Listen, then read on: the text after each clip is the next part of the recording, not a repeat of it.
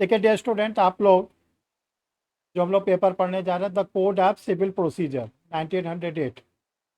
हम लोग का जो लॉ है वो दो पार्ट में डिवाइड है।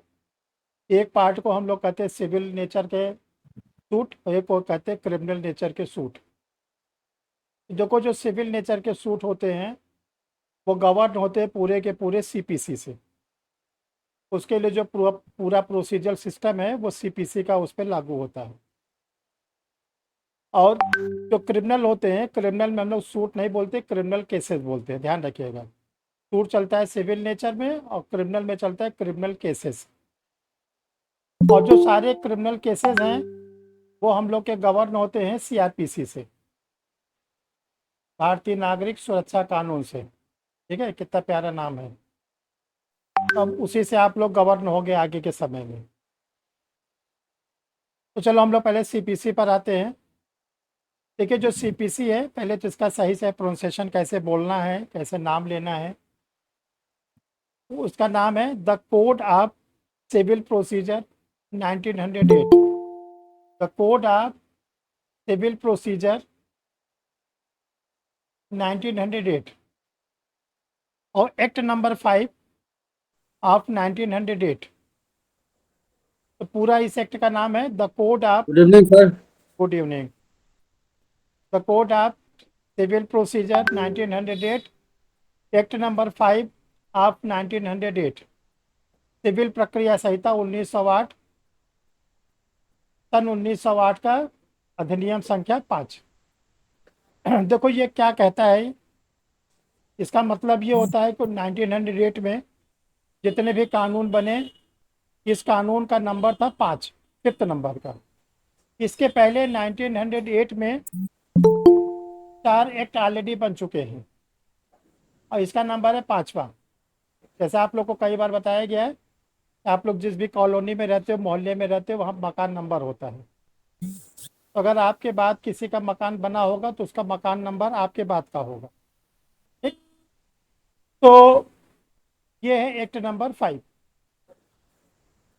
अब देखो, ये सीपीसी जो है ब्रिटिश पीरियड में जब बनी तो उस समय इसका जो डिवीज़न किया गया था वो सेक्शन और ऑर्डर, सेक्शन और ऑर्डर दो चीज़ साथ साथ इसमें चलती है। सेक्शन चलेगा, ऑर्डर चलेगा।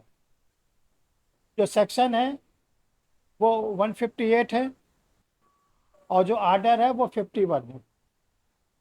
इसको सब एक एक करके सब याद करने की कोशिश करो। 158 सेक्शंस है और 51 ऑर्डर्स है सीपीसी में। और देखो, जो ये सीपीसी बनाया है उस समय इसको हाउस से पास कराया गया था। उस समय का जो हाउस का नाम होता था, जैसे आज का हाउस का नाम हम लोगों का पार्लियामेंट है, लोकसभा राज्यसभा के नाम से। उस समय जिस हाउस ने इसको पास किया था उस हाउस का नाम था imperial legislative council. Imperial legislative council bracket में इंडिया, शाही विधान परिषद भारत, शाही विधान परिषद भारत। और 21 मार्च 1908 को इसे क्या किया गया था, सिग्नेचर कर दिया गया था। उस समय के जो गवर्नर जनरल थे उन्होंने 21 मार्च 1908 को इस कोड पर सिग्नेचर कर दिया था, जिसको आप लोग इसको इस तरह याद करोगे, the date of signature of the code of civil procedure code, civil प्रक्रिया संहिता के हस्ताक्षर करने की डेट। तो जो डेट है वो 21 मार्च 1908। फिर दूसरा नंबर आता है कि ये कब से इम्प्लीमेंट हुआ, कब से लागू हुआ। तो देखो, इसका डेट ऑफ इम्प्लीमेंट है 1 जनवरी 1909, 1 जनवरी 1909। तो दोनों डेट याद रखना। सेकेंड वाली डेट तो मोस्ट इंपॉर्टेंट है, ये बराबर प्रीलिम्स के एग्जाम में पूछा जाता है। Date of adoption of CPC 21 March 1908। Date of enforcement यानी प्रवर्तन की तिथि, लागू होने की तिथि 1 जनवरी 1909। जैसे आप लोग की भी 2 डेट होती है अपने जीवन काल, जो तीसरी डेट होती है वो आपको नहीं पता रहता। तो पहली डेट आपकी क्या होती है, डेट ऑफ बर्थ, जिसको बर्थडे मनाते हो बड़े धूमधाम से। दूसरी डेट क्या होती है? मैरिज एनिवर्सरी, कहते हो कि जी। शादी की डेट। और तीसरी जब दुनिया से चले जाते हो तो वो आप नहीं मना पाते, ठीक है ना? हाँ, वो डेथ एनिवर्सरी। तो दो दो डेट है ना आप लोग की। अब बड़े उससे बताते हो कि ये हमारा आज क्या है, हमारा बर्थडे है। फिर मैरिज हो गई तो मैरिज एनिवर्सरी हो गई। मैरिज एनिवर्सरी हो गई तो बच्चों का बर्थडे मनाओ, तो बच्चों की मैरिज एनिवर्सरी करो। चलता है ना, वैसे लॉ में हम लोग का चलता है। दो दो याद रखना, डेट ऑफ एडॉप्शन और डेट ऑफ इम्प्लीमेंट। और हमने आप लोग को एक होमवर्क दिया था, देखो जिन्होंने कर लिया बहुत अच्छी बात, और जिन स्टूडेंट ने नहीं किया है वो तुरंत कर ले। आप जिस भी स्टेट का एग्ज़ाम दे रहे हो, उस स्टेट में जितने भी लॉ के पेपर हैं, उस पेपर का पूरा पूरा नाम जान लो, लिख लो कॉपी में। उस एक्ट में कितने सेक्शंस हैं, अगर ऑर्डर सीपीसी पढ़ो कितने ऑर्डर्स हैं, वो एक्ट का डेट ऑफ इन्फोर्समेंट क्या है, डेट ऑफ एडॉप्शन क्या है, ये सब आप क्या करो, कॉपी में बनाओ। आपका काफ़ी हल्का हो जाएगा काम प्रीलिम्स एग्जामिनेशन के, ठीक है? और देखो दूसरा आप लोग को एक इम्पॉर्टेंट नोटिस बता दें, झारखंड की वैकेंसी आ गई, अभी आई है जस्ट। और क्लास ख़त्म होने के बाद आप लोग को उसका वीडियो भी मिल जाएगा, ठीक है? अभी आईपीसी के बाद आप लोग चाय कॉफ़ी पी रहे होगे, कुछ किए होगे ना, और सर पानी भी नहीं पी पाए, झारखंड का वीडियो रिकॉर्ड कर रहे थे, ठीक है? जज सर के ऊपर मेहरबानी करके तो देख डालना, पढ़ डालना, और एडवर्टीजमेंट को पूरा देख लेना, देखे हैं टेलीग्राम पर इसको है। सर, देखे थे। 21 वर्ष से लेके 35 वर्ष तक लास्ट एज मांग रहा है। कोई दिक्कत एक है क्या? जनवरी 2023 को मिनिमम 35 वर्ष होना चाहिए। ये तो हर साल मांगता है चंदन, कोई दिक्कत है क्या? नहीं नहीं, मतलब दे रहा था सर, इसका बस देखे उसकी थे। तैयारी करिए, 21 तारीख से फॉर्म भरा जाएगा, 21 सितंबर तक, एक महीने का टाइम है। सब लोग भरे, जाके एग्जाम दीजिए, वहां पर देखिए कितनी क्या चीज तैयारी का आपकी। Vacancy sir? क्या विभाग क्या कह रही है? यू का है क्या? झारखंड के जुडिशरी के फॉर्म आए हैं आज, विद जस्ट। हाँ, तो देखो जो हम लोग की सीपीसी है, इसका ये बेसिक फीचर्स है। और जब ये सीपीसी बन गई तो इसमें बहुत से अमेंडमेंट हुए हैं। सबसे पहले सीपीसी में फर्स्ट अमेंडमेंट किया गया है 1959 में, फर्स्ट टाइम। उस अमेंडमेंट का नाम है एक्ट नंबर 8 ऑफ 1859, 1859 का अधिनियम संख्या 8, पहला अमेंडमेंट। दूसरा किया गया है 1877, 1877, एक्ट नंबर 10। तीसरा मेजर अमेंडमेंट किया गया 1882, 1882, एक्ट नंबर 14।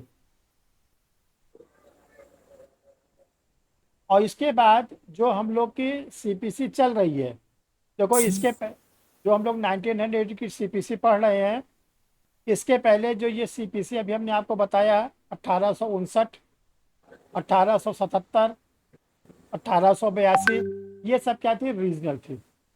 कोई कोई पूर्वी भारत में लागू होता था, कोई पश्चिमी भारत में लागू होता था, यानी कि पार्ट पार्ट में लागू होता था। पूरी कोई भी सीपीसी पूरे होल द इंडिया में नहीं लागू होता था। जो पहली सीपीसी होल द इंडिया में लागू हुई, उसका नाम था 1908 का, ठीक है? 1908 के बाद जब हम लोग को फ्रीडम मिला, स्वतंत्रता मिली, और स्वतंत्रता मिलने के साथ साथ हमारा कॉन्स्टिट्यूशन भी लागू हुआ। जब कॉन्स्टिट्यूशन लागू हुआ तो हम लोगों ने सीपीसी में जो सबसे बड़ा अमेंडमेंट किया आफ्टर कॉन्स्टिट्यूशन, वो था 1976, 1976, एक्ट नंबर 104। 1976 में अधिनियम क्रमांक 104।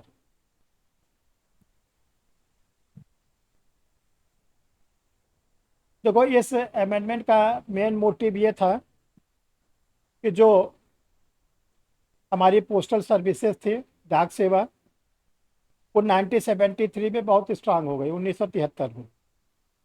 और स्ट्रांग होने का रीज़न ये था कि पूरे भारतवर्ष को, पूरे इंडिया को पिन कोड में बदल दिया गया, पोस्टल पिन कोड इंडेक्स तो नंबर। 72 में आया था ना सर। 73 में postal index number, postal index number क्या होता है कि अगर आप मान लीजिए डिस्ट्रिक्ट का नाम भूल भी गए लिखते हुए, अगर आपका पिन कोड बिल्कुल सही है तो आपका लेटर आपके एड्रेस पे पहुंच जाएगा। उसमें 6 डिजिट होते हैं। जैसे यूपी है तो 2 से शुरू होता है, बिहार शायद 8 से शुरू होता है, दिल्ली वगैरह 1 से शुरू होता है, राजस्थान 3 से शुरू होता है। तो अगर आपने लिख दिया 211 तो तुरंत आ जाएगा कि ये यूपी का है। 11 लिखा तो ये क्या है, यूपी का, ये प्रयागराज सेंटर है, जैसे हम लोग का अपना 211 पड़ता है।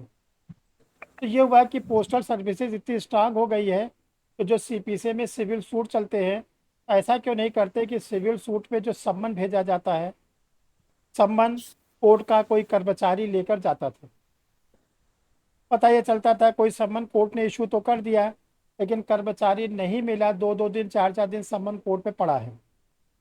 कर्मचारी गया और व्यक्ति नहीं मिला, सम्मन को वापस लेके चला। तो ये कहा गया कि जो ये कोर्ट का एम्प्लाई लेके जाता है, क्यों नहीं सम्मन को हम पोस्ट से भेज दें, बाई पोस्ट।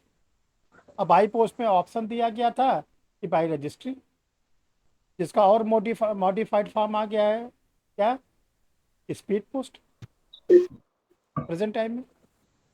फिर इसके बाद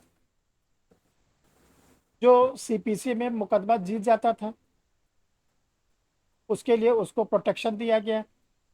ये कहा गया जो सीपीसी में केस को जीत जाता है, जिसको हम लोग कहते हैं डिक्री होल्डर, आज्ञप्तिधारी, वो खुश हो गया कि मैं मुकदमा जीत गया। और जो मुकदमा को लूज किया, जो मुकदमा को हारा, जिसको कहते हैं जजमेंट डेटर, नियोलित ऋणी, वो अपीली न्यायालय में चला गया और अपीली न्यायालय ने उसकी अपील को एडमिट कर लिया कि ठीक है, आपकी अपील को हम सुनेंगे। इसमें क्या होता था कि जो डिक्री होल्डर होता था, मुकदमा जीतने के बाद भी उसको जो डिक्री का अमाउंट होता था या डिक्री की सब्जेक्ट होता था, जो मुकदमा का विषय वस्तु जीतता था, वो उसको नहीं मिलता था। क्यों? क्योंकि बड़ी कोर्ट ने अपील को एडमिट कर लिया। तब सीपीसी में 1976 में अमेंडमेंट किया गया और इसमें जोड़ा गया सेक्शन 148A, 148A, और 148A में जोड़ा गया कैविएट। कैविएट देखो, अभी राहुल गांधी का केस था, सुप्रीम कोर्ट में गया, तो जो पूर्णेश मोदी थे वहां सुप्रीम कोर्ट में कैविएट लगाए थे कि अगर राहुल गांधी के एडवोकेट आते हैं सुप्रीम कोर्ट में तो मुझे भी सुना जाए।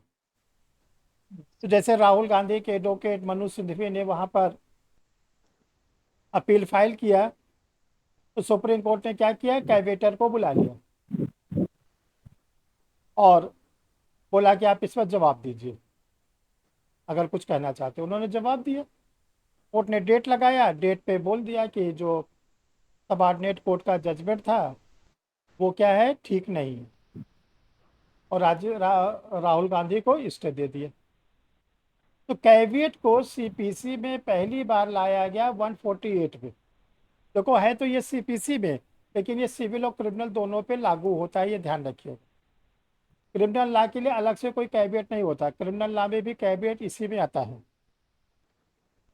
इसके बाद सीपीसी में ऑर्डर 33, जो आदेश नंबर 33 है, उसमें अमेंडमेंट किया गया।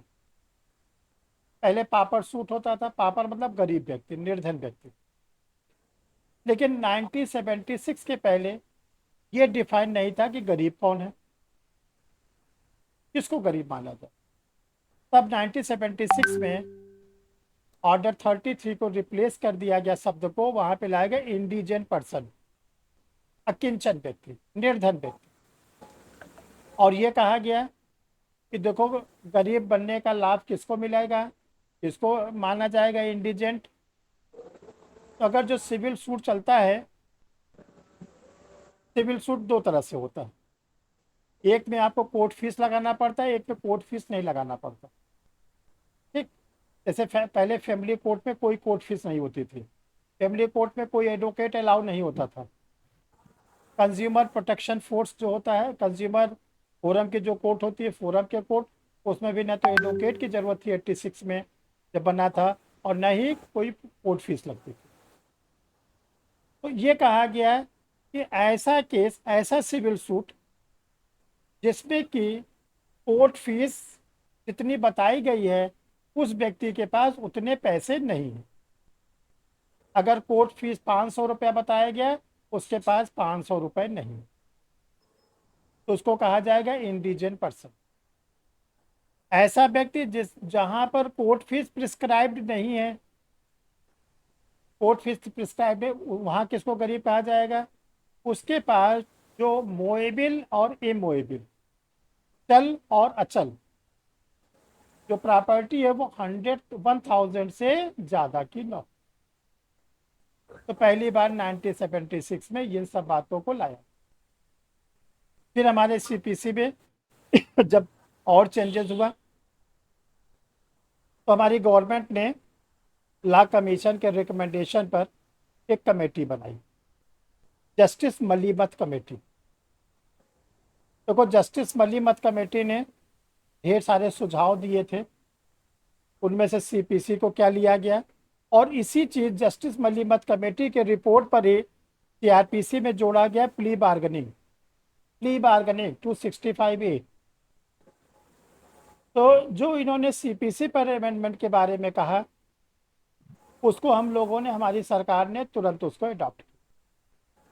तो सीपीसी में जो मेजर अमेंडमेंट किया गया वो 1999 में, 1999 में और 2002 में, और इन दोनों को एक साथ मिलाकर हम लोग पढ़ते हैं। सीपीसी का ये दोनों जो अमेंडमेंट है, बड़ा अमेंडमेंट है, वो कॉन्स्टिट्यूशनल प्रोविजन के अकॉर्डिंग किया गया, संविधान के अनुकूल बनाया गया, और इसमें जो बातें अमेंडमेंट की गई उसको फिर लागू किया गया। जब इसको लागू किया गया तो सुप्रीम कोर्ट में एक केस आया, ऑनरेबल सुप्रीम कोर्ट में एक केस आया। उस केस को आपको याद रखना है, वो प्रीलिम्स के एग्जामिनेशन में बराबर पूछा जाता है। देखो, वो जो केस आया था वो था Salem advocate bar association versus union of India.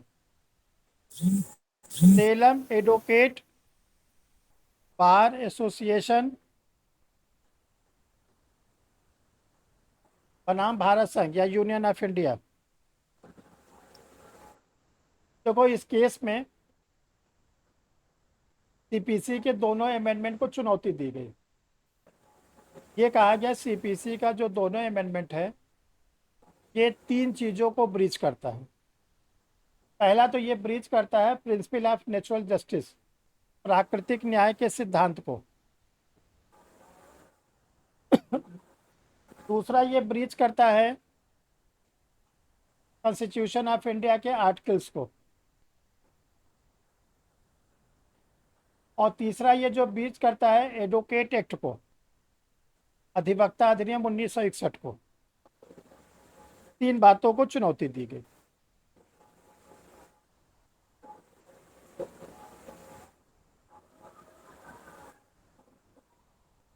तो जब ये केस सुप्रीम कोर्ट के सामने आया तो सुप्रीम कोर्ट ने इस केस को डिसमिस कर दिया, और डिसमिस करने के बाद जो 3 एलिगेशन लगे थे, प्रिंसिपल ऑफ नेचुरल जस्टिस या कॉन्स्टिट्यूशन ऑफ इंडिया या एडवोकेसी एक्ट का, तीनों को खारिज किया। और इसके साथ साथ इस एसोसिएशन पर, सेलम एडवोकेट बार एसोसिएशन पर 1 लाख रुपए का फाइन लगाया। और सुप्रीम कोर्ट ने कहा कि आपने ऐसी रिट ले आया जिसका कोई तथ्य नहीं था, जिसका कोई मीनिंग नहीं थी, और आपने ऑनरेबल सुप्रीम कोर्ट के मूल्यवान समय को खराब किया। भविष्य में ऐसी रिट आप नहीं लाएंगे, इसलिए आपके ऊपर 1 लाख रुपए का दंड लगाया जा रहा है, और भविष्य में ऐसी कोई रिट न लाए। जैसे ये रिट डिसमिस हुई, ये जो सारे प्रोविज़न लागू कर दिए, ये सारे प्रोविज़न लागू कर दिए। देखो, ये इसकी छोटी सी स्टोरी थी सीपीसी की। अब ये जो सीपीसी होता है, इसमें कौन सी कोर्ट होती है, कैसे सूट लाया जाता है, पार्टीज के क्या नाम होते हैं, जो सूट हम लाते हैं उस सूट का नाम क्या होता है, ये छोटी छोटी बातें हैं, बेसिक रूप में जानना बहुत ज़रूरी होता है।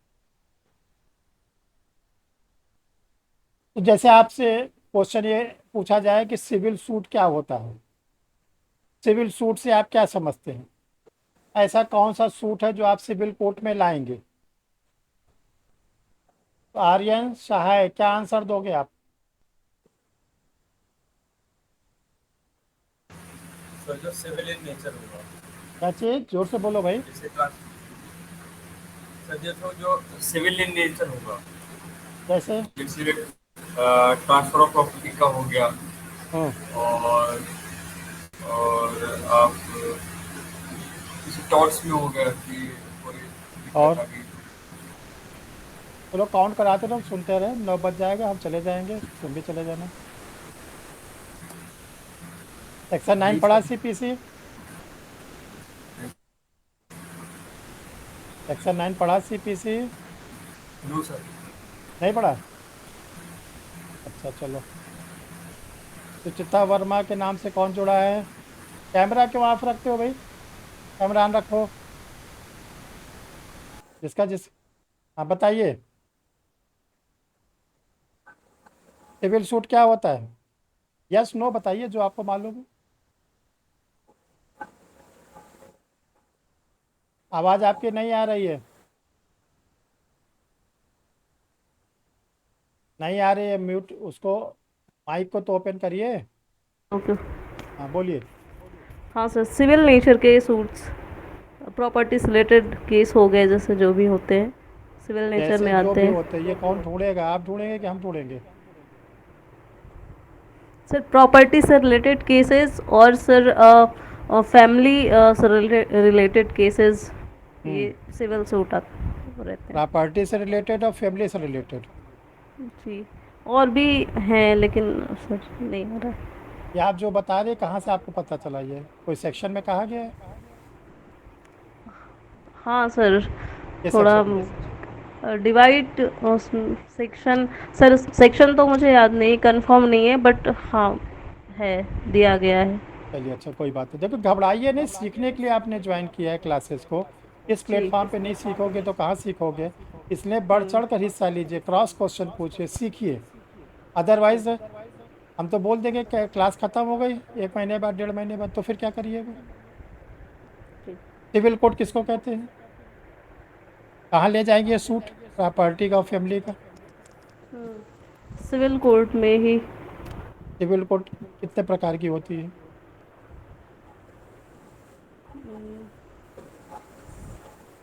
सर एग्जैक्ट पता नहीं, सॉरी। चलिए मनीष, सिविल सूट क्या होता है।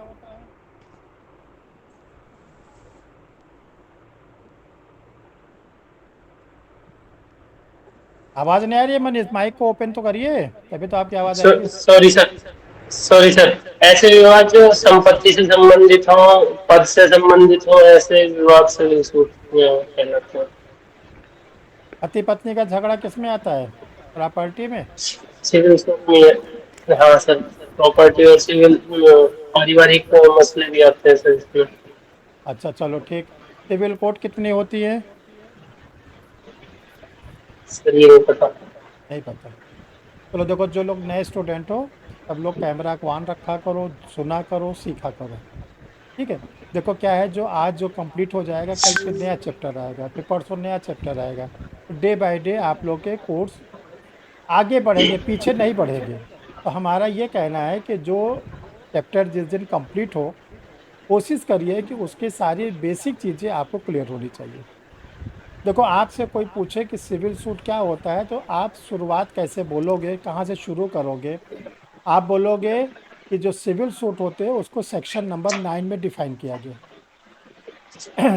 सीपीसी का जो हम लोगों का सेक्शन नंबर 9 है, उसका टाइटल है nature of civil suit, civil प्रकृति के वाद।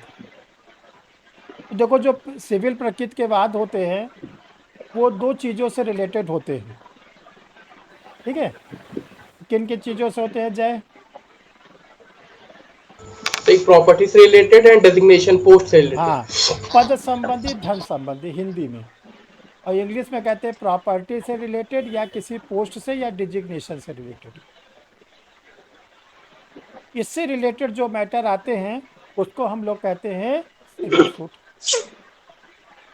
अब देखिए, जो हम लोग का लॉ है वो दो पार्ट में है, एक सब्सटेंटिव लॉ होता है, एक प्रोसीजरल लॉ होता है। एक हम लोग का होता है सारवान विधि और एक हम लोग का होता है प्रक्रियात्मक। क्रिमिनल लॉ में जो हमारा सब्सटेंटिव क्या नाम है लॉ है, उसको हम लोग कहते हैं आईपीसी।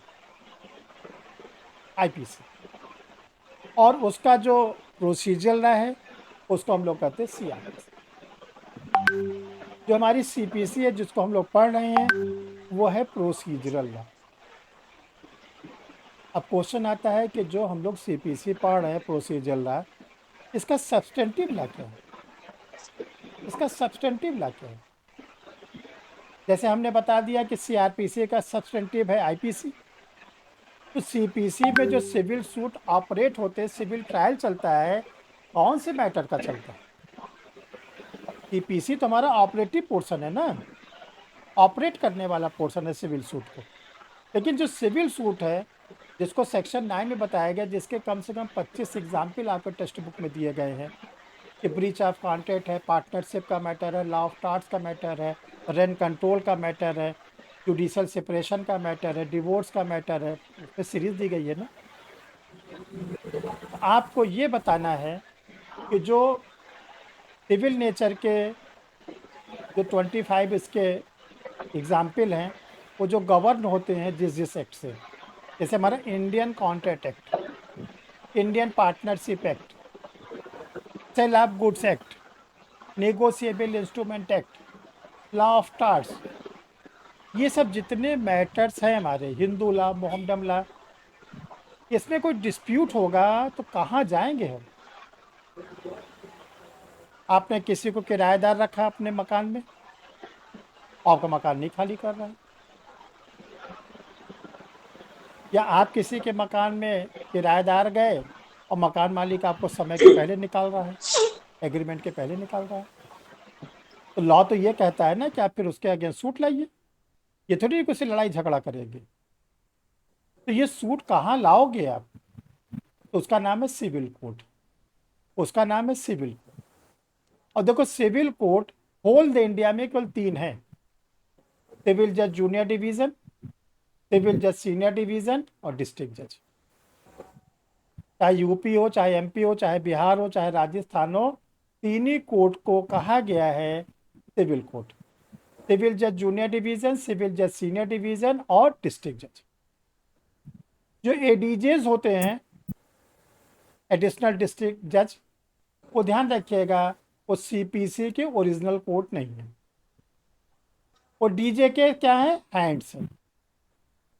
डिस्ट्रिक्ट जज क्या, जब हम कोई सूट ले जाते हैं तो डिस्ट्रिक्ट जज अपने सारे एडीजेस को क्या करता है, सूट को ट्रांसफर कर सकता है। आप लोग जिस भी डिस्ट्रिक्ट में रहते होंगे, देखो डिस्ट्रिक्ट जज हर डिस्ट्रिक्ट में कोई एक होता है, लेकिन एडीजेस बड़े जिलों में 30-30, 35-35 एडीजे हैं, जैसे प्रयागराज में है, लखनऊ में मिलेंगे। लेकिन चाहे आप छोटे ज़िले में रहते हो चाहे बड़े ज़िले में, आपके यहाँ कभी भी ध्यान रखिएगा 5-6 से तो कम होंगे नहीं, चाहे कितना भी छोटा जिला हो, एडीजेस। तो उनके यहाँ जो होता है वो हम लोग सूट कहाँ से पाते हैं, वो डिस्ट्रिक्ट जज के हम लोग फाइल करते हैं। डिस्ट्रिक्ट जज अगर हमारे सूट को एडमिट कर लेता है तो एडमिट करने के बाद उसके बाद 2 ऑप्शन होते हैं, चाहे अपने पास रखे और चाहे अपने किसी एडीजे को ट्रांसफर।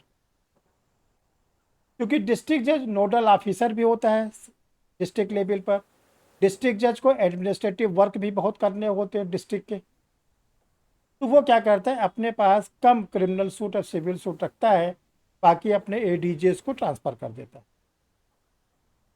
अब देखो, ये जो 3 प्रकार के कोर्ट है, सिविल जज जूनियर डिवीजन, सिविल जज सीनियर डिवीजन और सिविल डिस्ट्रिक्ट जज, जो आप लोग तैयारी कर रहे हो, जो आप लोग सेलेक्ट होगे, आपका डिजिग्नेशन होगा सिविल जज जूनियर डिवीजन। ठीक है, हाँ। ये भ्रम मत पा लेना ना कि डीजे बनेंगे, या घर वालों को बताओ बस हम डिस्ट्रिक्ट जज होने वाले हैं। ठीक है, अगर बताया तो आज साफ साफ बता देना अभी क्लास के बाद कि सर ने बताया है कि सबसे छोटे बनोगे, उसका नाम है सिविल जज जूनियर डिवीजन। और अगर आप सेलेक्ट होते हो तो कुछ लोग को सिविल नेचर में बैठाया जाता है, कुछ को क्रिमिनल में। अब क्रिमिनल में बैठोगे तो आपका डिजिग्नेशन होगा judicial magistrate second class, section 6 CrPC. अब आपका जुरिस्डिक्शंस क्या है? अगर आप सिविल नेचर के सूट में सुनने के लिए बैठते हो तो आपको 25,000 रुपए तक के डैमेजेस सूट को आप डिसाइड कर सकते, इससे ज़्यादा नहीं। और अगर आप बनते हो क्रिमिनल नेचर में बैठते हो, यानी आपका डिजिग्नेशन है जुडिशियल मजिस्ट्रेट सेकंड क्लास, तब आपको पावर दी गई है 1 साल तक के किसी को जेल दे सकते हो, या 5,000 रुपया जुर्माना लगा सकते हो किसी पर, या दोनों। आर्यन समझ में आ रहा है? हाँ, इनमें सोचो सबको निपटा देंगे बनने के बाद, बस इतना छोटा सा जुरिस्डिक्शन है। इसके बाद जब आपका प्रमोशन होगा तो दूसरी कोर्ट है आपके पास सिविल नेचर में। अगली कोर्ट का नाम है सिविल जज सीनियर डिवीजन। जो सिविल जज सीनियर डिवीजन होता है, इनका जो जुरिस्डिक्शन है वो 25,001 रुपए से लेकर 25,001 रुपीज से लेकर 50,000, 50,000 रुपए। और क्रिमिनल नेचर में आप जो बनोगे उसको कहते हैं JMFC, judicial magistrate first class. अब आपका जो जुरिस्डिक्शन है 3 साल तक की जेल या 10,000 रुपया तक जुर्माना, या दोनों, बस। सिविल नेचर में फिर वापस लौटो। सिविल नेचर में अब आई आपकी तीसरी बड़ी कोर्ट, उसका नाम है डिस्ट्रिक्ट जज। जो डिस्ट्रिक्ट जज की कोर्ट होती है वहां पर हम 50,000 से अबव, 50,000 रुपए से ऊपर, यानी 50,001 रुपए से लेके ऑनवर्ड।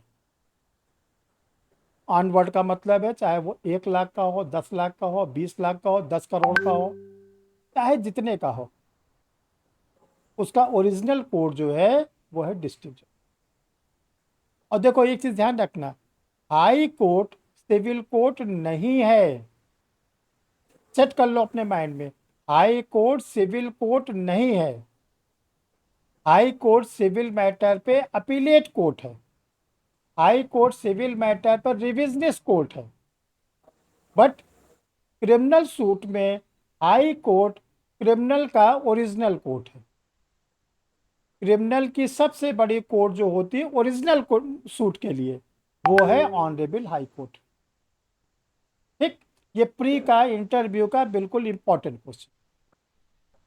आपसे पूछा जाए ऐसा कौन सा केस है जो डायरेक्ट हम हाई कोर्ट में ले जा सकते हैं क्रिमिनल का, तो आप बताएंगे 2 है। तो कई हम आपको 2 एग्जाम्पल सेट कर दे रहे हैं।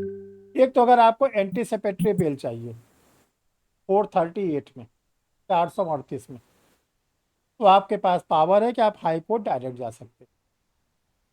और इसके कंकरेंट पावर, समवर्ती पावर सेशन जज को भी दिया गया। दूसरा है CRPC का 482 में अगर हम क्रिमिनल केस में कोई इनहेरेंट पावर चाहते हैं कोर्ट की, तो वो सूट सीधे जाएगा हाई कोर्ट में, सेक्शन 482 CRPC। लेकिन जो सिविल नेचर के सूट है वो हम डायरेक्ट हाई कोर्ट नहीं ले जा सकते। हमको अपने चैनल से जाना है, डिस्ट्रिक्ट जज ने जो भी हमें ऑर्डर दिया हम नहीं सेटिस्फाई है, हम उसकी अपील के फॉर्म में हाई कोर्ट आ सकते हैं। तो देखो 3 हो गई सिविल कोर्ट। और सिविल नेचर के सूट क्या है, सेक्शन 9। अब जो सिविल नेचर के सूट में विक्टिम होता है, पीड़ित होता है, जिसके सिविल राइट ब्रीच होते हैं, जिसके विधिक अधिकारों का उल्लंघन होता है, वही तो सिविल सूट लाएगा। उसका नाम होता है प्लेंटिफ, उसका नाम होता है वादी, वादी या वादिनी, जो भी मेल फीमेल जो भी लिखते हैं, उसका नाम होता है प्लेंटिफ। और जिसने उसके लीगल राइट्स को ब्रीच किया, या जिसके अगेंस्ट वो डैमेज सूट लाता है, या हम इसको कह सकते हैं अपोजिट पार्टी, उसका नाम होता है डिफेंडेंट, प्रतिवादी, उसका नाम होता है प्रतिवादी। अब ये वादी और प्रतिवादी या प्लेंटिफ और डिफेंडेंट के बीच में एक वर्ड है वर्सेस, बनाम। ये क्या होता है? जब वादी आ गया, प्रतिवादी, बनाम बीच में कहां से आ गया? बनाम को कहते हैं, उर्दू शब्द है विरुद्ध, वादी विरुद्ध प्रतिवादी। वादी ने किसके विरुद्ध सूट लाया? प्रतिवादी। प्लेंटिफ ने किसके अगेंस्ट सूट लाया? डिफेंडेंट। ठीक। अब ये जो सूट लाएगा, ये कोई अपना सूट को ड्राफ्ट करेगा, जिसको हम लोग प्लीडिंग एंड ड्राफ्टिंग के नाम से जानते हैं। प्लीडिंग ऑफ ड्राफ्टिंग, एमपी में तो पूरा एक जजमेंट राइटिंग का पेपर ही होता है। अभी राजस्थान का जेलो निकला है, वहाँ पर भी प्लीडिंग एंड ड्राफ्टिंग है। तो ये जो प्लेंटिफ अपनी बात को लिखेगा, वो क्या लिखेगा? कि जज साहब मुझे क्या लिखेगा? कुछ लिखेगा कि जज साहब लिखेंगे उसके सब बातों को? क्यों आर्यन? प्लेंटिफ क्या लिखेगा अपने प्लेंट में? लॉ कंप्लीट हुआ कि नहीं आपका? Yes sir. हो गया? सर जो उसको दिक्कत, यस सर, हाँ, जो उसको दिक्कत होगी वो ड्राफ्ट करेगा ना। कैसे? जैसे सर मान लो तो आप जो है मकान मालिक हो, किराएदार को निकालना है, आप ओनर हो, ठीक है, टेनेंट को हटवाना है, क्या लिखोगे? सर वही लिखिए, प्रेयर लिखेंगे ना कि हाँ। पहले प्रेयर ही लिखोगे, तो निकाल दो जज प्रेयर साहब। बाद में, प्रेयर तो बाद में आएगी सर। तो सुपारी उपारी दे रहे हो क्या जज साहब को? निकाल दो। जी सर। अच्छा, कितनी कॉपी तैयार करोगे आप जो लिखोगे? 1 copy, 2 copy, 3 copy, 4 copy? Sir 3 होती है। 3। एक अच्छा चलो, तो आप बताइए जरा, आपकी लॉ कंप्लीट हो गई? जी सर। हाँ बताइए, प्लेंट एक कितनी कॉपी सर, बनाई मुझे जाती है? सर ये यही पता है, बाकी ये नहीं पता कि उसको मतलब प्लीडिंग कितनी ड्राफ्टिंग कॉपी कैसे आप होती है। प्लेंट की कितनी कॉपी बनाएंगे आप? 3 3। 3। किस सेक्शन में कहा गया? किस सेक्शन में कहा गया जो आप? सॉरी सर, नहीं पता मुझे। देखो, प्लेंट की 2 कॉपी बनती है। अच्छा, सेक्शन 26। अब लिखते चलो फटाफट। सेक्शन 26 कहता है कि प्लेंटिफ को अपने प्लेंट की 2 कॉपी कोर्ट को देनी पड़ेगी। कोर्ट को 2 कॉपी देनी पड़ेगी। देखो, एक कॉपी होती ओरिजिनल ओरिजिनल। उसी ओरिजिनल कॉपी पे प्लेंटिफ को कोर्ट फीस लगाना पड़ता है, जिसको आपके एडवोकेट बोलते हैं टिकट लगेगा, कोर्ट फीस लगेगी। उसी ओरिजिनल कॉपी पर प्लेंटिफ के सिग्नेचर होंगे। उसी ओरिजिनल कॉपी पर प्लेंटिफ के सिग्नेचर को एडवोकेट के द्वारा आइडेंटिफाई किया जाता है। और जो सेकेंड कॉपी होती है, वो डिपेंड करती है नंबर ऑफ डिफेंडेंट। अगर आपने डिफेंडेंट बनाया 1 लोग को, तो सेकेंड कॉपी केवल 1 लगेगी। अगर आपने डिफेंडेंट बनाया 3, तो सेकेंड कॉपी लगेगी 3। अगर आपने डिफेंडेंट यानी 3 लोगों को पार्टी 4 लोगों को पार्टी बनाया, 50 लोगों को पार्टी बनाया, तो सेकेंड कॉपी कितने लगेगी? 50। इसको आप इस तरह याद रखो, 1 प्लस नंबर ऑफ डिफेंडेंट। 1 तो देखो, 1 तो कांस्टेंट होगा, जो ओरिजिनल कॉपी होगी वो कांस्टेंट रहेगी, और वो जो ओरिजिनल कॉपी रहेगी वो कोर्ट के पास रहेगी, कोर्ट के फाइल में रहेगी। और जिसको आपने पार्टी बनाया, राकेश को बनाया, दिनेश को बनाया, महेश को बनाया, सुरेश को बनाया, second copy number of defendant पर पूरा बेस करती है। आपने 4 लोगों को बनाया तो 4 सेकेंड कॉपी देनी पड़ेगी, और वही 4 कॉपी अगर सिविल कोर्ट आपके सूट को एक्सेप्ट कर लेता है कि हाँ मैं सुनूंगा, तो वो 4 कॉपी जो रहेगी उसके ऊपर कवरेज लेटर लगता है। उस कवरेज लेटर को बोलते हैं सम्मन। अब वो जिसको जिसको आपने बनाया, जिनका जिनका नाम दिया, एड्रेस दिया, उनके घर पर सम्मन की कॉपी भेजी जाए। ये आपको तय करना है। इस सम्मन की कॉपी आप कोर्ट के एम्प्लॉय से भिजवाएंगे, कोरियर से भिजवाएंगे, रजिस्टर पोस्ट से भिजवाएंगे, या आप जिस भी सिस्टम को आप अडॉप्ट करना चाहते हो। तो अगर कोर्ट का ऑर्डर उस पर सम्मन नहीं लगा होगा तो डिफेंडेंट आएगा कोर्ट में, आपके कहने से आएगा? अगर आपका बात मानता होता तो आपसे झगड़ा करता है, आपकी बात सुनता। लेकिन कोर्ट ने कहा, सम्मन में क्या लिखा रहता है, इतने तारीख को इतने बजे इस कोर्ट में आपको आना है, तभी तो लोग पहुंचते हैं ना। तो ये ध्यान रखिएगा, सेक्शन नंबर 26 जो सीपीसी के वो कहती है कि प्लेंटिफ अपने प्लेंट की जो कॉपी लगाएगा वो 2 होगा। एक कॉपी हर समय कांस्टेंट होगी और एक कॉपी वेरिएबल होती है। जो वेरिएबल होती है यानी कि जो फ्लैक्चुएट करती है कॉपी, वो डिपेंड करता है नंबर ऑफ डिफेंडेंट पर, प्रतिवादियों की संख्या। ठीक, तो देखो क्या क्या चीज़ क्लियर हुआ हम लोग को। सबसे पहले क्लियर हुआ कि सिविल सूट क्या होता है। तो सिविल सूट के बारे में आपसे जो आज देखो, हम कोई सेक्शन नहीं बता रहे हैं, केवल आज आपको हम बेसिक कॉन्सेप्ट बता रहे हैं कि देखो बेसिक कॉन्सेप्ट क्या है, इसको पहले समझ जाए। देखो जब आपके दिमाग में सेट हो जाएगा कि सीपीसी क्या है या आईपीसी क्या है, जो भी आपके लॉ के पेपर है, तो क्या होता है, आगे का जो लेक्चर होता है, आगे का जो कोर्स होता है, वो हम लोग को आसानी से समझ में। लेकिन अगर हमको बेसिक चीज़ नहीं समझ में आया, आगे तो भी बहुत बहुत टेक्निकल वर्ड्स आएंगे, टेक्निकल सेक्शन आएंगे, और कितने सेक्शन में हम लोग को कितने डेप्थ में जाना पड़ेगा। तो हमको जब बेसिक चीज़ नहीं मालूम तो हम डेप्थ में कहाँ पहुँच पाएंगे। इसलिए पहले जितनी चीज़ आज हम बता रहे हैं इसको समझो, और जहाँ कन्फ्यूज़न हो हमसे पूछ लो, तब हम क्लास को बंद करेंगे। ये नहीं कि हम बोल दिए क्लास बंद तो बंद हो जाएगी। जितनी बातें आज बता रहे हैं उसको जब क्लियर हो जाए तभी हमको बोलना, तभी हम क्लास को बंद करेंगे। ठीक है, तो देखो आज हम लोगों ने ये डिस्कस किया सबसे पहले कि जो सीपीसी है ये हम लोग की 1908 की है। इसका जो एक्ट नंबर है वो है एक्ट नंबर 5, यानी 1908 में 4 एक्ट बन चुके थे, इसके 5वां नंबर। ठीक, इस एक्ट में 2 पार्ट है, एक इसका सेक्शन का है, एक इसका ऑर्डर का है। जो नंबर ऑफ सेक्शन है 158 है और जो ऑर्डर है वो 51 है। क्वेश्चन यहाँ पे थोड़ा एक ये उठता है कि सेक्शन और ऑर्डर में क्या क्या कहा गया है, दोनों को क्यों अलग अलग रखा गया है। देखो जो हम लोग की सीपीसी के सेक्शंस है वो प्रिंसिपल ओरिएंटेड है, इसीलिए इसमें जितने भी चीज़ें आपको मिलेंगी डॉक्ट्रिन मिलेगी।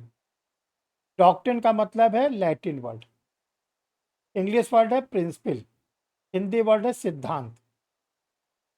जैसे सेक्शन नंबर आप 10 पढ़ोगे, doctrine of res sub judice,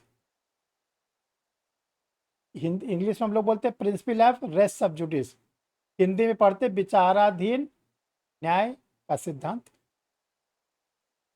section 11 को देखोगे तो डॉक्ट्रिन ऑफ रेस जुडिकाटा, जिसको हम लोग कहते हैं principle of res judicata, Hindi में कहते हैं प्रांग न्याय का सिद्धांत। तो देखो जो हम लोग के 158 सेक्शन है उसमें सिविल नेचर के जो सूट है उसके ऊपर कौन कौन से प्रिंसिपल एप्लीकेबल होंगे, हमारा प्लेंट या हमारा WS रिटन स्टेटमेंट किसी भी सेक्शन 1 से लेके 158 को ब्रीच न करे। अगर हमने अपना जो प्लेंट तैयार किया और हमारा प्लेंट किसी सेक्शन के अंतर्गत नहीं आता 1 से लेके 158 पे, हमारा प्लेंट फर्स्ट डेट पर डिस्मिस हो जाएगा। उसको कहते हैं रिजेक्शन ऑफ द प्लेंट। यानी आपने इतनी मेहनत किया, कोर्ट की फीस लगाया, एडवोकेट की फीस लगाया, समय लगाया, और जज साहब को 2 सेकंड भी नहीं लगा, आपके प्लेंट को डिस्मिस कर दिया। जिन स्टूडेंटों को एविडेंस सेट पढ़ाया गया है अभी कुछ दिन पहले, तो वहाँ पे आपको बताया गया कि जो आप फैक्ट्स कोर्ट के सामने देना चाहते हो, फैक्ट्स, तथ्य, वो फैक्ट्स आपका कैसा होना चाहिए, सेक्शन 6 से लेके 55 के अंतर्गत। आपको अपने फैक्ट्स को रिलेवेंट बनाने के लिए आपको बताना पड़ेगा कि जो मैंने देखा, जो मैंने सुना, जो मैंने समझा, वो सेक्शन 6 से लेके 55 के अंतर्गत आता है। लेकिन आपका मामला 6 से 55 में नहीं आया, तब तो क्या होगा, आपका फैक्ट रिलेवेंट नहीं होगा, इनरिलेवेंट कर दिया जाए, सुसंगत से हटाकर विसंगत कर दिया जाए। होगा इनरिलेवेंट हो गया, तब अब आगे कोर्ट आपको नहीं सुनेगा, अब आगे कोर्ट आपको नहीं सुनेगा।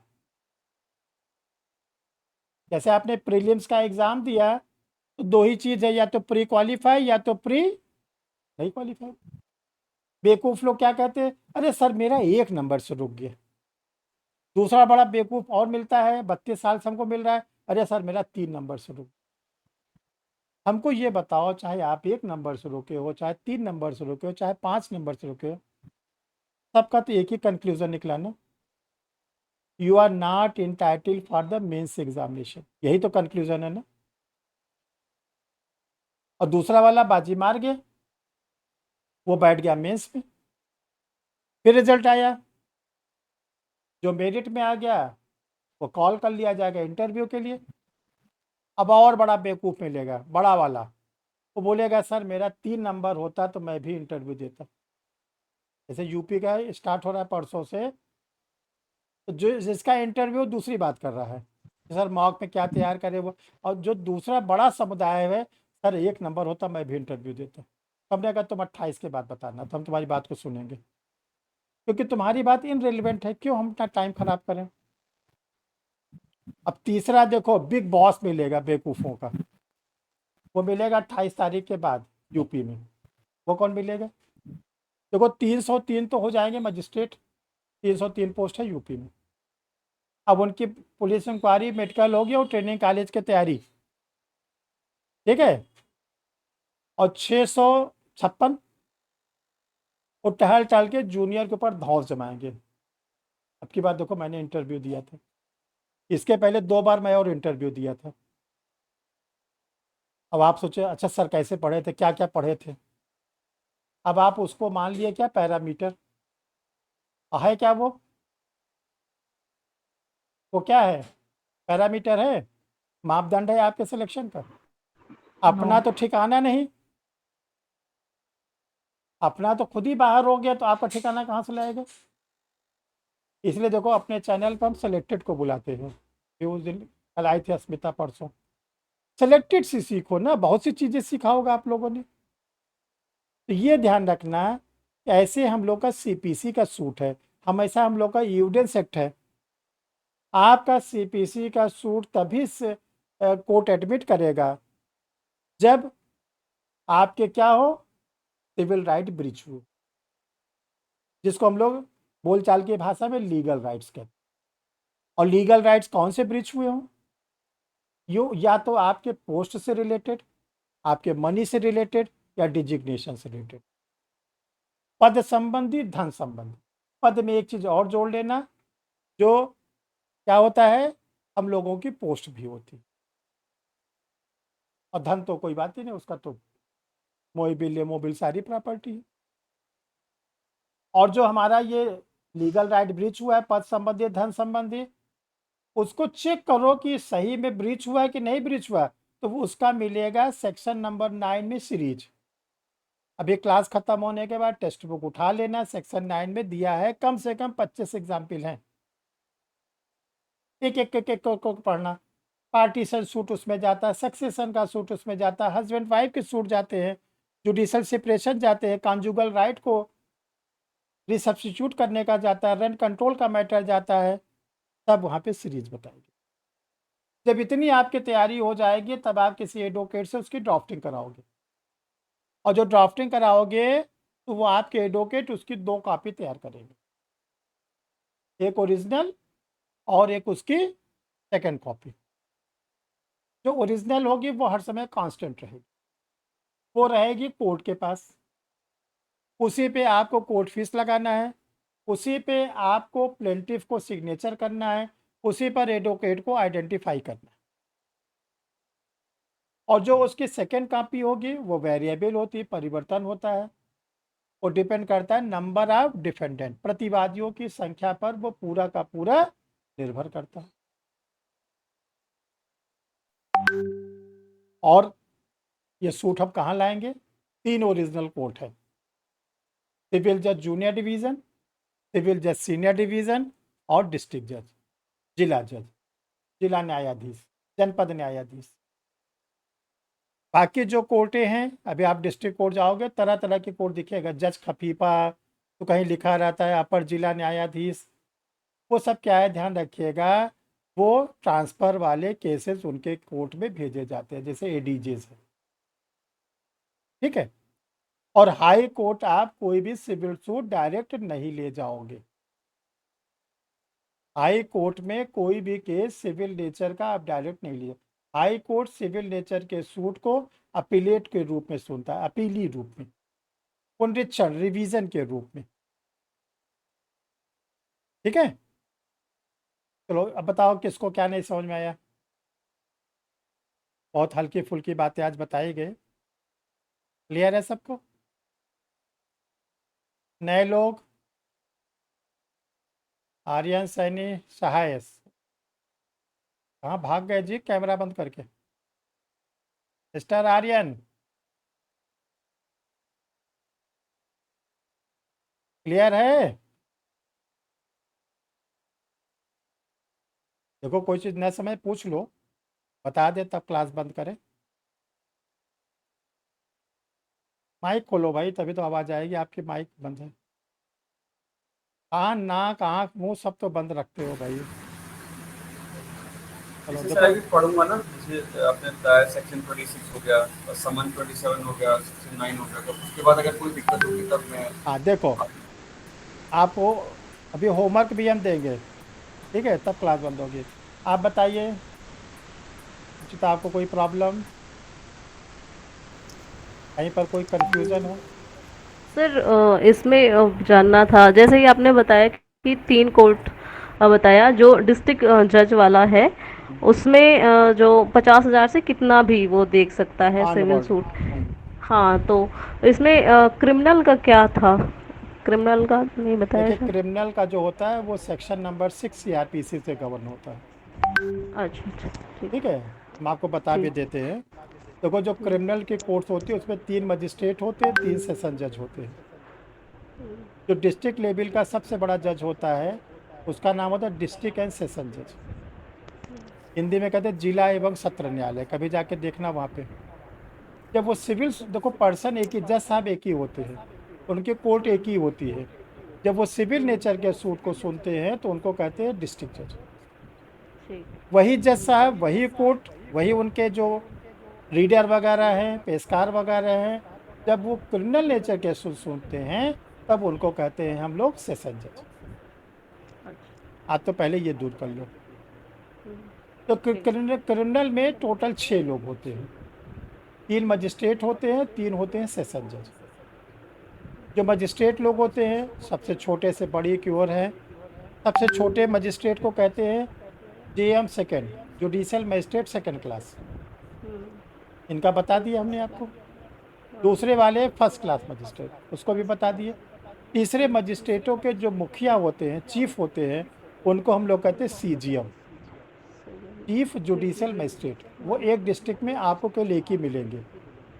उनको 7 साल तक के जेल या इनफाइनाइट फाइन, कुछ भी दंड दे फाइन दे लगा सकते हैं, या दोनों। मजिस्ट्रेट लोग खत्म। अब आते हैं सेशन जज। सेशन जज में जो सबसे छोटे सेशन जज होते हैं उनका नाम है असिस्टेंट सेशन जज, सहायक सत्र न्यायाधीश। वो 10 साल तक की जेल दे सकते हैं या कोई भी जुर्माना लगा सकते हैं, या दोनों। इसके ऊपर होते हैं एडिशनल सेशन जज, अपर जिला जज, और इसके ऊपर होते हैं सेशन जज। तो देखिए जो एडिशनल सेशन जज और सेशन जज हैं, दोनों की पावर इक्वल, दोनों के जुरिस्डिक्शंस में कोई दिक्कत नहीं, ठीक। ये लोग कोई भी दंड दे सकते, अब कोई भी दंड अगर आपको जानना हो तो आईपीसी के सेक्शन 53 पढ़िएगा। आईपीसी के सेक्शन 53 में पहले 6 प्रकार के दंड दिए जाते थे, 5 दिए जाते हैं। डेथ सेंटेंस भी ये लोग दे सकते हैं, ठीक है, एडिशनल डिस्ट्रिक्ट सेशन जज और सेशन जज। लेकिन लाइफ इम्प्रिजनमेंट देंगे, इम्प्लीमेंट हो जाएगा। 10 साल देंगे, इम्प्लीमेंट। लेकिन अगर डेथ सेंटेंस देंगे तो इसमें बट है एक सब। डेथ सेंटेंस दे तो सकते हैं, लेकिन वो कन्फर्म होने के बाद इम्प्लीमेंट हो। हाँ और कन्फर्म होने के लिए कहाँ जाएगा? हाई कोर्ट जाएगा। किस सेक्शन में जाएगा? 366 सीआरपीसी में जाएगा। हाई कोर्ट के कितने जजेस बैठेंगे? 2 जजेस बैठेंगे। कंफर्म कर देंगे तो फांसी दी जाएगी, नहीं कंफर्म करेंगे नहीं दी जाएगी। बस अब तो क्लियर हो गया ना? देखो, जी सर। आप लोग को होमवर्क दे रहे हैं, नोट करो। साइलेंट फीचर्स ऑफ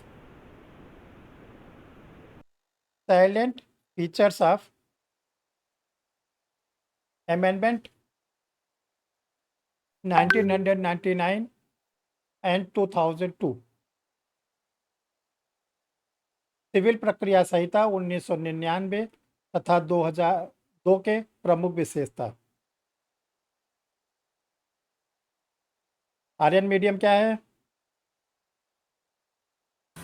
इंग्लिश है सर, इंग्लिश। चलो तब तो अच्छी बात है।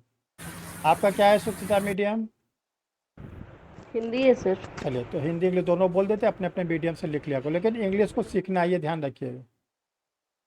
हिंदी में लिखिए, हिंदी में सब करिए, हिंदी में सेलेक्ट भी होंगी, सब कुछ होंगी, लेकिन इंग्लिश जानना बहुत ज़रूरी है। अगर इंग्लिश वाला हिंदी नहीं जानता तो बच जाएगा, लेकिन अगर हिंदी वाला इंग्लिश नहीं जानेगा तो दिक्कत होगी, ये ध्यान रखिएगा।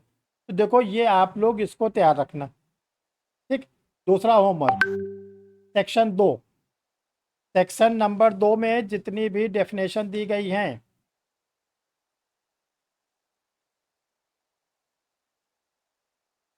एक एक को अपने आप पढ़ना कि सेक्शन 2 में क्या क्या है। 20 वर्ड्स हैं, 20 शब्दों की परिभाषा दी गई है। प्रीलिम्स में आता है हाउ मेनी वर्ड्स, तो 20 वर्ड्स। संहिता क्या है, कोड क्या है, नियम क्या है, डिक्री क्या है, ऑर्डर क्या है, डिक्री होल्डर क्या है, जजमेंट डेप्टर क्या है, सबको डिफाइन किया गया है। इसको आप लोग पढ़िएगा। देखो मनीष, पढ़ने के बाद हो सकता है किसी स्टूडेंट को 100% समझ में आ जाए, किसी को 80% समझ में आता है, किसी को 20% समझ में आता है, और एक स्टूडेंट ऐसा जीनियस है जिसको कुछ भी समझ में नहीं आया, ठीक। तो अगर कुछ भी समझ में नहीं आएगा तो घबराने की ज़रूरत नहीं है। आपको इसलिए पढ़वाया जाता है कि जब आप थोड़ा पढ़ोगे, ला तो किए ही हो ना, ऐसा थोड़ी नहीं है कि जो पढ़ोगे उसको देख के डर लगेगा, ठीक है। अब आपको इसका लीगल वर्ड समझना है। देखो, कॉलेज का एग्ज़ाम, यूनिवर्सिटी का एग्ज़ाम बिल्कुल अलग एग्ज़ाम है, और जुडिशरी का एग्ज़ाम बिल्कुल अलग एग्ज़ाम। आपको अपने कॉलेज की स्टाइल को तुरंत और बदलना है, अदरवाइज़ कॉलेज के एग्ज़ाम के पैटर्न पर पढ़ोगे, कॉलेज के पैटर्न पर लिखोगे तो कदापि सेलेक्ट नहीं होगे। क्यों? कोई भी वैकेंसी आती है, उसमें से केवल सेलेक्ट होते हैं 0.5%, ओनली 0.5%। 99.5% लोग क्या होते हैं? बाहर होते हैं। 2 मिनट इसको एनालाइज कर लो, फिर क्लास को एंड करते हैं। जैसे सपोज करो यूपी जुडिशरी है, जब इसका प्रीलिम्स हुआ था तो 60,000 लमसम स्टूडेंट ने फॉर्म डाला, 60,000, और 303 यानी 300 पोस्ट थी। फर्स्ट राउंड जिस दिन प्री का रिजल्ट आया, 450 स्टूडेंट मेंस के लिए क्वालिफाई हुए, बाकी बाहर। इंटरव्यू के लिए कॉल किए गए 959, 959, ठीक। और जब रिजल्ट आएगा 303, ये तो होगा ना कि 304 को सेलेक्ट करेंगे। 303, 60,000 का जा 303 लगा लो, 300 निकालो आप लोग। 60,000 लोग ने फॉर्म डाला, 300 को मजिस्ट्रेट का स्टेटस मिला, कितने परसेंटेज? अरे हमको ना देखो, कॉपी में सॉल्व करो, नहीं तो कैलकुलेटर निकालो।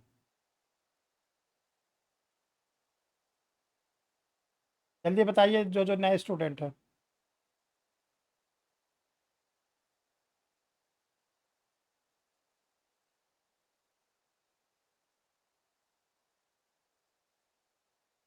कितने परसेंटेज निकले आर्यन?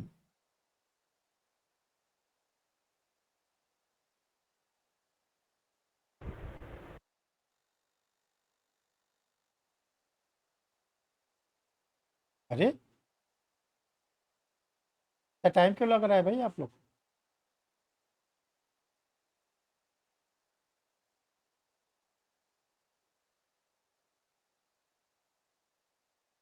मनीष, लास्ट 10th पास है ना? मैथमेटिक्स वगैरह तो पढ़ी होगी 10th तक। जी सर। कितना निकला जय? हाँ देखो, जय बता रहे 0.555 और 99.5 कहाँ गए? सड़क सड़क। और जब अगली वैकेंसी आएगी तो 20,000 30,000 फ्रेशर आ जाएंगे, वो भी तो लॉ कर रहे हैं ना, वो आपके साथ भिड़ जाएंगे। इसलिए अगर 0.5 में आना है तो कॉलेज वाली पढ़ाई बिल्कुल बंद कर दो, यूनिवर्सिटी के लेवल पे जैसे लिखे पढ़े थे। अब आपको उसी तरह करना है जैसे कि जुडिशल सर्विस की तैयारी होती, एक एक बारीकों को सीखो, एक एक बारीकों को सीखो, और 1 साल का समय देना पड़ेगा डेट ऑफ द एडमिशन से, जिस दिन आप हमारे पास जुड़े थे, मिनिमम 1 ईयर। ये मत उम्मीद करना है कि सर को ज्वाइन कर लिया अगली वैकेंसी अभी फट से निकाल लेंगे हम। बहुत लंबा कोर्स होता है, बहुत सी बातों को सीखना पड़ता है, इसलिए ध्यान रखिएगा 1 साल का समय। ठीक है, इतना होमवर्क आप लोग कर लेना, सेक्शन नंबर 2 को कंप्लीट कर लेना और साइलेंट फीचर्स को पढ़ना। और देखो आप लोग की जो नेक्स्ट क्लास है, 2 दिन क्लास नहीं लेंगे, कल 15 और 16 को हमें पर्सनल वर्क है। अब आप लोग की सारी क्लास, 6:30 बजे वाली क्लास, मॉर्निंग वाली क्लास, 8 बजे वाली क्लास, जिसके जिसके जो भी क्लास चलते हैं, सारी क्लासेज अब 17 तारीख को होंगी। ठीक है, 15 और 16 2 दिन अपनी स्टडी आप करिए, कल स्वतंत्रता दिवस मनाइए। ठीक है, और 16 तारीख को कोई क्लास नहीं है, हमने सुबह वाली क्लास भी बता दिया था। 17 तारीख को सारी क्लासेस अपने समय पे चलेगी। ठीक है, थैंक यू।